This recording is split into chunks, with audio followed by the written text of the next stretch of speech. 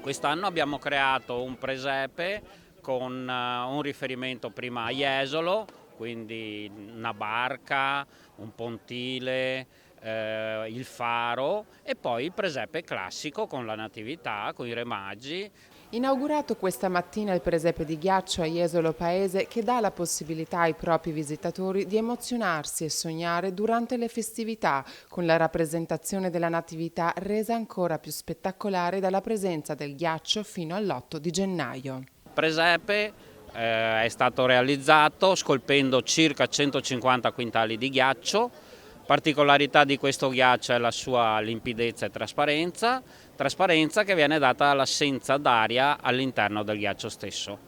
Il presepe, giunto alla sua seconda edizione, ha registrato l'anno scorso circa 40.000 presenze e quest'anno viene ospitato in una sede raddoppiata. La natività è trasformata dagli artisti in maniera affascinante e il ghiaccio cattura la luce rinfrangendola in 1000 colori.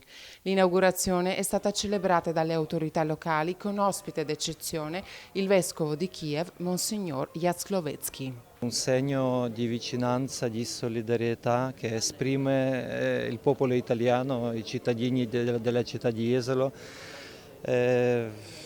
verso tutti gli ucraini, perciò sono immensamente grato e speriamo che questa pace arriva con Gesù, fra poco che nasce Gesù Salvatore, grazie. Contiamo che quello che l'altro anno è stato un po' la novità possa diventare quest'anno un punto di visita stabile per chi viene a Jesolo e può visitare appunto una città del Natale che offre tante attrazioni, tra cui quella del presepe di ghiaccio in centro storico. Oggi abbiamo appunto il presepe di ghiaccio, abbiamo avuto il piacere di avere una violinista ucraina che ringrazio tanto anche perché il segno del Sei Natività è la pace. E dunque abbiamo voluto dare un segnale di popolo e di comunità vicina a questo popolo che sta soffrendo in questo momento.